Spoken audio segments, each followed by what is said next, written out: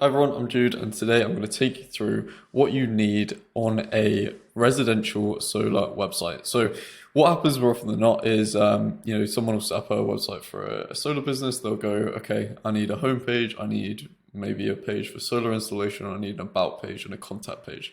And quite often they'll leave it at that. And even website design agencies will kind of consider that a job well done. And I'm here to basically show you that that is absolutely not the case.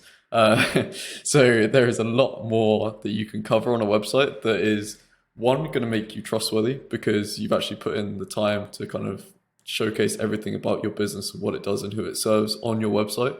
But two, it's also going to give you a lot more relevance and authority when it comes to ranking on search and things like that. If your site is absolute bare bones, it's only got like 4 or 5 pages on it, you're going to find it very, very difficult to rank even within your local areas that you operate in. Now, with a lot of the content that I'm going to take you through today, that process is going to become a lot easier because Google is going to basically, and other search engines are going to see you as an authority within the space that is relevant to the people that is recommending you to. So without further ado, how are we going to structure this site? Right, we're going to start with obviously your homepage, and I'm not going to go into the actual like sections on this homepage. I'll do that in another breakdown. This is more so to actually just go over the site structure. In fact, I'm going to show you really quickly what this can look like when it's done. We're not going to go into this much depth, but this is one that we've obviously done for one of our clients, and you can kind of tell how far you can take this and how much depth you can achieve with this kind of a site. But let's go. So homepage, next up, we're going to have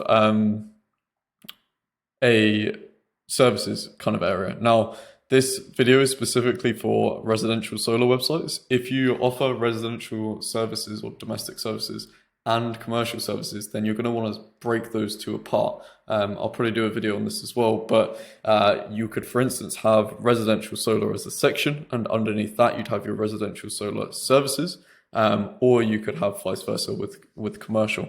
But for the time being, we'll just assume you only do residential solar. So you're going to have your services kind of page here. And beneath this, so this is like a hierarchical kind of structure. Beneath this, you're going to be able to list all of your services. So we could have solar panel installation, we could have cleaning, we could have maintenance, we could have battery storage, we could have EV charger installation, and the list goes on like so. And you may even want to add here, or it could come into a different section of the website, the different kind of financing options that you have as a service, or even the grants and kind of planning permission that you can help customers with in order for them to actually go solar. Cool, and already you can see how just by having these specific pages for these specific services, you could have more pages than an entire website for a residential solar installer, just with these 7. Now, obviously, each one of these is going to take a bit of time to actually build out and to list out all your services. But the advantage is that when someone lands on, for instance, the solar panel cleaning page, they're going to have a very, very tailored and relevant experience when they actually go on that page. It's all going to be focused around their exact pain points, the fact that their system isn't generating enough power as it used to, and how much it's going to cost for them to get a clean done, or even to sign on to some sort of, if it's a particularly, an area that particularly struggles with potentially like sand or anything that is regularly making the panels dirty, then maybe they get onto some sort of subscription, and you can obviously list that on that page as well.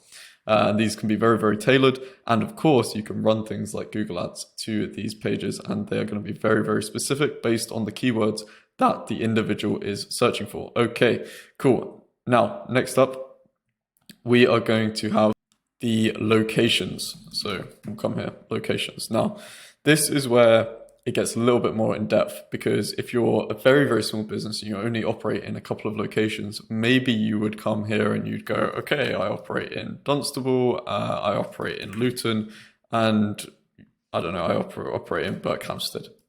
Okay, and that'll be fine. You'd have your 3 location pages, and you can include specific things about those places and the installations you've done. And I'll get onto this in more detail later. And I'm going to do a full video on case studies actually, but eventually you would have a content management collection where you would have all of the case studies that you've ever done, all of the projects with the project photos, the description, etc.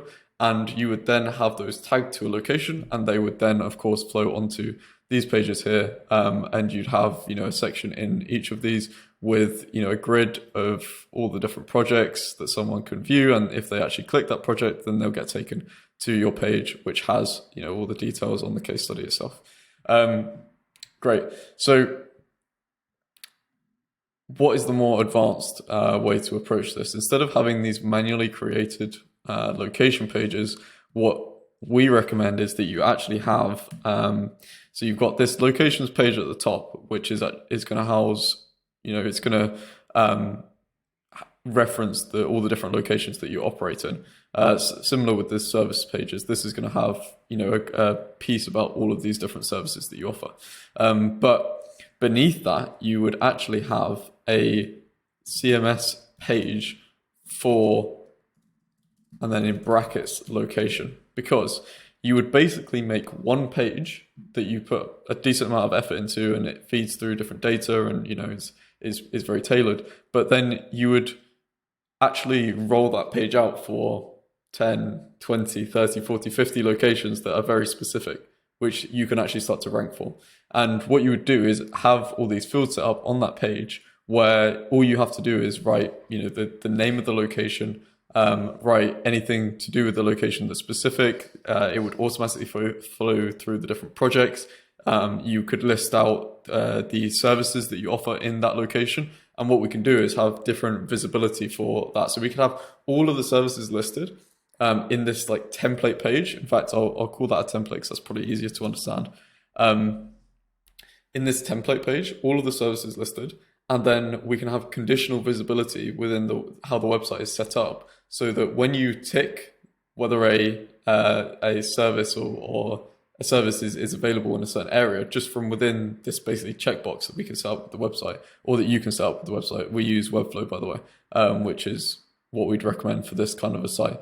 When you can have it so that if you don't tick one of the services is available in that location, it will just not show that on the page. So you've got these very, very custom pages that have actually taken you no time to set up and are very, very scalable, because you can instantly add a new location and it will literally take you or a member of your team like a minute, depending on how much depth and research there is about that location specifically. But everything else will just flow through. It's incredible. Which is why I say that should be a template page for the locations there. Now, next up, projects/case studies. So important. I see so many solo sites that just don't have this section. And it's, really unfortunate, because this is where, when we're taking on a client, if they don't have any of these assets or this kind of media library, or these case studies, then that's the first thing that we'll do, is we'll actually go and ensure that we're speaking to their customers and getting these reviews, getting these case studies, getting the information from their systems, so that we can show that on the website and actually, show that we're doing good business, basically. And beneath that, of course, you've got this page, which is going to be all of your kind of case studies in like a collection, in a list or a grid.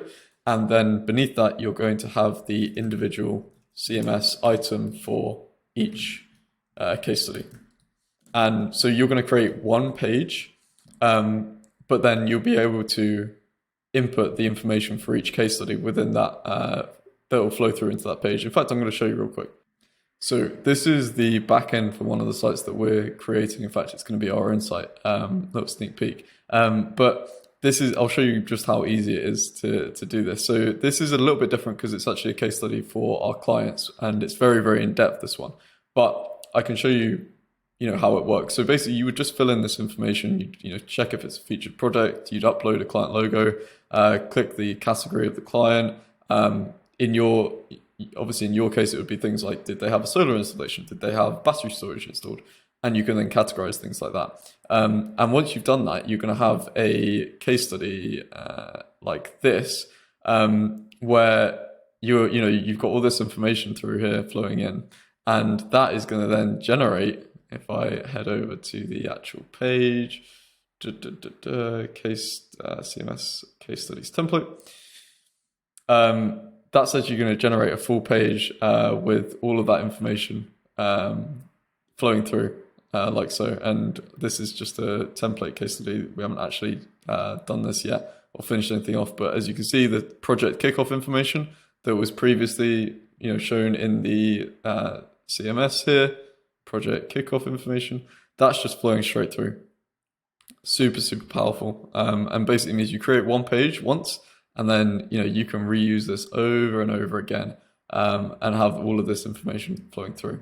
But that's me getting excited and a little bit distracted, so we'll press on. Awesome. So you've got case studies now. Brilliant. And by the way, these are all going to link through to all of the different pages. So when I'm talking about, obviously they're going to link through to the location pages, but you're also going to show CMS, items and case studies for each of these different services. So, if someone got an EV charger installation, on this page, all of the EV charger installations that you ever did will show up, right? And nothing else. So really, really powerful stuff. Great, carry on. So next up, you're going to have what we call your basically resources section. So you're going to have 3 key components to this here: your guides, your resources, and your FAQs. And you could even have any news here as well. That can all come in this category. So under here, you can have separate pages for separate CMS collections. CMS, by the way, is content management system. I'm not sure if I've said that. Yes. Yeah. But you're going to have all of these separate ones here. And then beneath each of those, you're obviously going to have the, for each guide, the CMS item. So this is the page that has a grid and a list of all of the guides. And then beneath it is a page that has a single guide that you create this page once, and then all of the guides that you make inside the system will flow into this page. Cool. Same with the resources, CMS item for resource, and then CMS item for FAQ. So again, an example of this would be, FAQ. What is the average ROI on solar in the UK?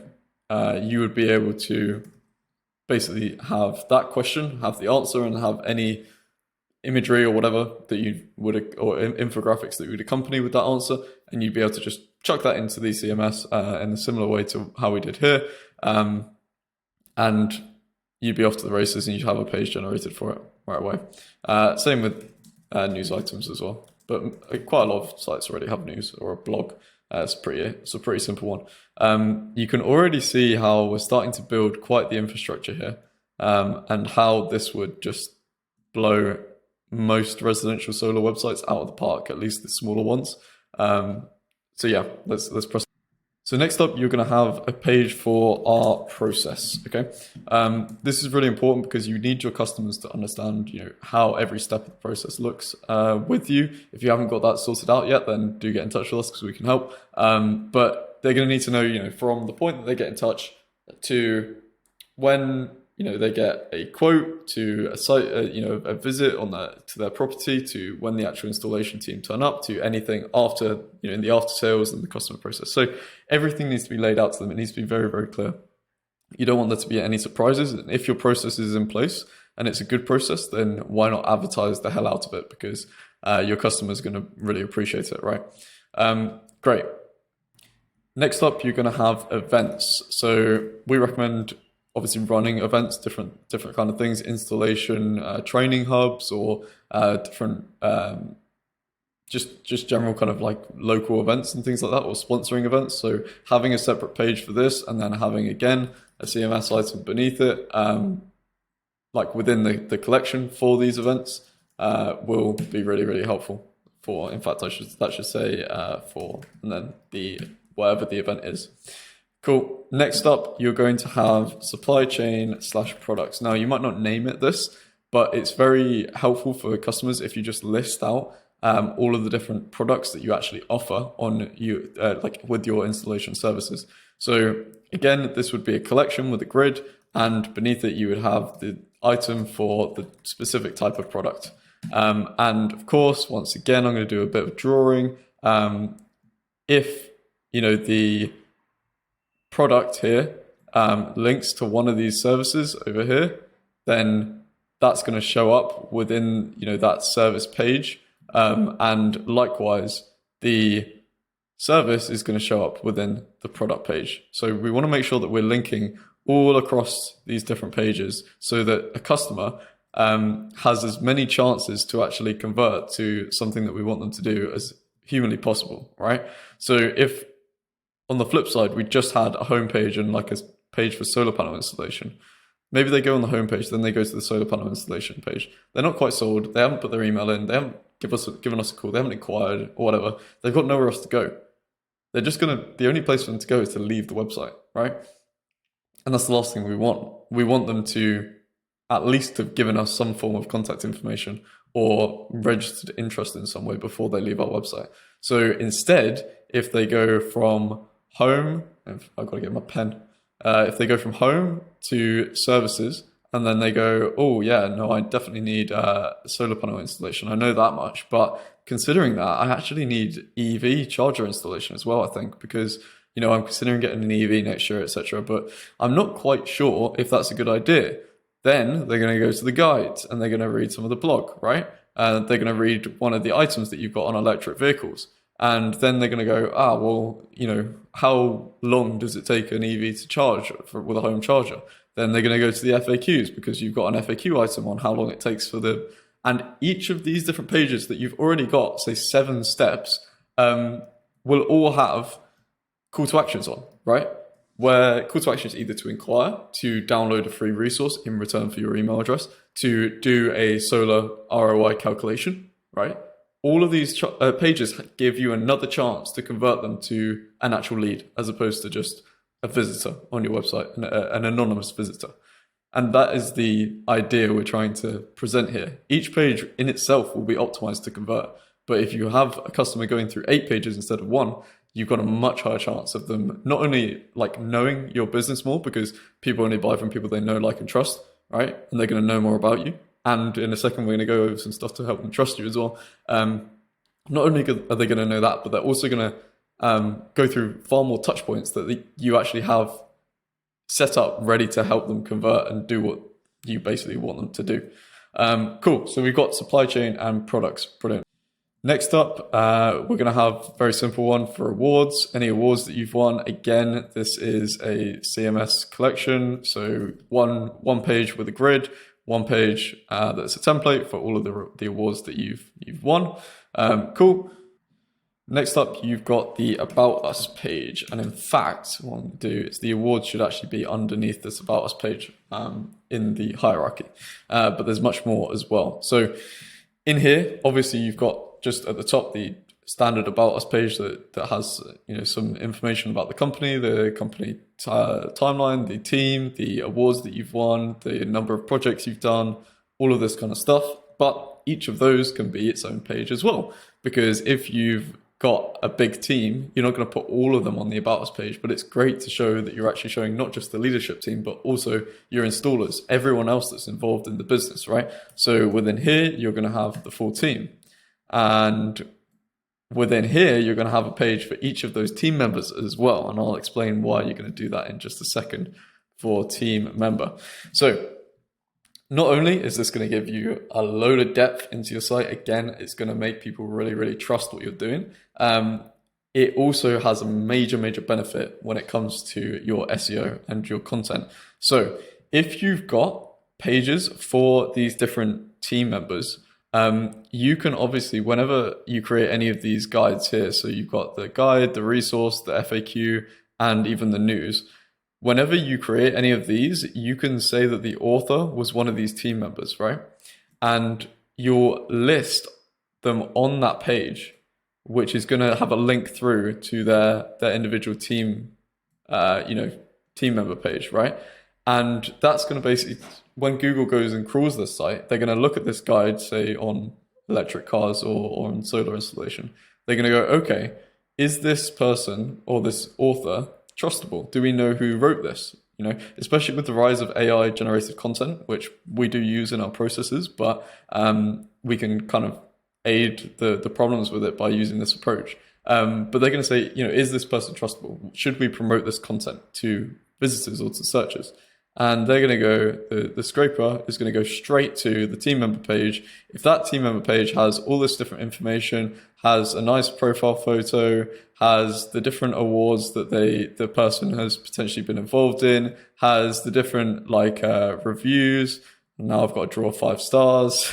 You know what I mean? That this individual of the team has contributed to.